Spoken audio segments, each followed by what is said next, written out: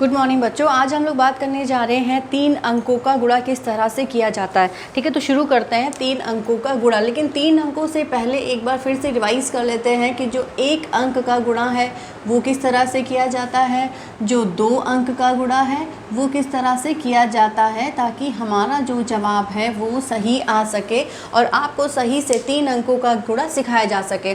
तो ये देखिए, ये आपके सामने 1 अंक रखा हुआ है, यानी 5 का पहाड़ा आपको 6 बार पढ़ना है। आपका जो भी जवाब आएगा वो इसका उत्तर हो जाएगा। और हमेशा मैंने आपको ये बताया कि जब भी हम गणित का कोई सवाल करने की कोशिश करते हैं तो कहाँ से, दाहिने अंक से हम शुरू करते हैं। तो देखिए 5 छक्के 30, यानी उंगली का इस्तेमाल आप करेंगे। 5 एकम 5, 5 दूनी 10, 5 तिया 15, 5 चौको 20, 5 25, 5 छक्का 30। यहाँ पर आपका 30 जवाब हो जाएगा, क्योंकि आगे कोई भी संख्या गुणा करने के लिए नहीं है। अब 2 अंक पे आते हैं। ये देखिए आपके सामने 2 अंक की संख्या रखी हुई है। अब इसका गुणा आप कैसे करेंगे? देखिए, जो मैंने बोला कि हमेशा दाहिने अंक से चीज़ें शुरू की जाती हैं। तो देखिए 5 छक्का 30, अब ये आपका 30 आया। तो 30 में मैंने आपको बताया कि हमेशा दाहिना अंक लिख लिया जाता है और जो बायां अंक है वो बाएं अंक के ऊपर लिख दिया जाता है, क्योंकि वो उसमें जोड़ा जाएगा। तो इसमें दाहिना अंक क्या है आपका है 0, बायां अंक क्या है 3, ये इसके ऊपर आ गया। ठीक है, अब देखिए 5 छक्का 30, 30 में हम क्या करेंगे, इस 3 को जोड़ देंगे। 30 और 3 आपका हो गया 33। क्योंकि ये 2 अंकों का गुणा है तो हम क्या करेंगे कि दूसरी अंक का गुण पहाड़ा पढ़ने से पहले जो दाहिना अंक है उसके नीचे हम गुणे का निशान लगा देंगे।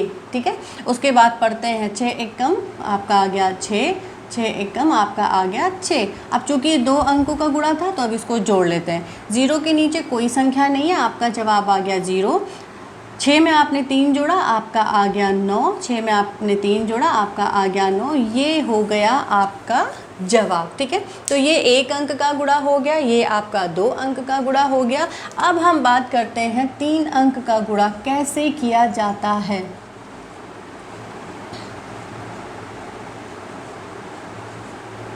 शुरू करते हैं। जैसा मैंने आपको बताया कि हमेशा दाहिनी तरफ के अंक से ही हम गुणा करना शुरू करते हैं, या गणित का कोई भी काम दाहिने अंक से ही शुरू होता है। तो हम शुरू करते हैं 3 चौके 12, 12 का 2 हासिल 1, 3 तिया 9, 9 में 1 जोड़ा 10, 10 का 0 हासिल 1। अब 3 दूनी 6, 6 में 1 जोड़ दिया, कितना आ गया 7। ठीक है, आराम से देखते चलिए। अब दूसरी अंक का गुणा करने से पहले हम क्या करेंगे, संख्या के नीचे गुणे का निशान लगाएंगे। ये हमने निशान लगा दिया। अब 4 दूनी आ गया आपका 8, 3 दूनी आपका आ गया 6, 2 दूनी आपका आ गया 4। अब चूंकि तीसरा अंक भी आपके पास गुणा करने के लिए है तो हम क्या करेंगे, अब फिर से अगली अंक के नीचे गुणे का निशान लगा देंगे। अब आते हैं 4 एकम आपका आ गया 4, 3 एकम आपका आ गया 3 और 2 एकम आपका आ गया 2।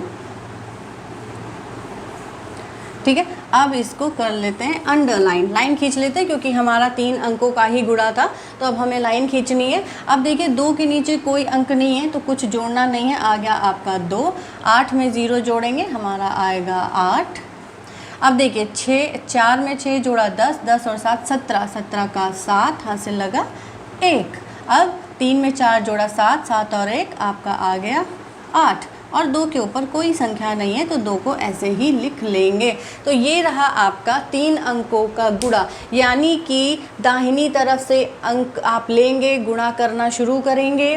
उसके बाद दूसरा अंक शुरू करने से पहले दाहिनी अंक के नीचे गुणे का निशान, तीसरे का गुणा शुरू करने से पहले फिर एक संख्या छोड़कर दाहिने अंक के नीचे गुणे का निशान, और अंक के ठीक नीचे आप अंक लिखते चलेंगे, जिससे गलती की कोई भी छोटी मोटी जो भी गुंजाइश होती है वो भी ना बचे।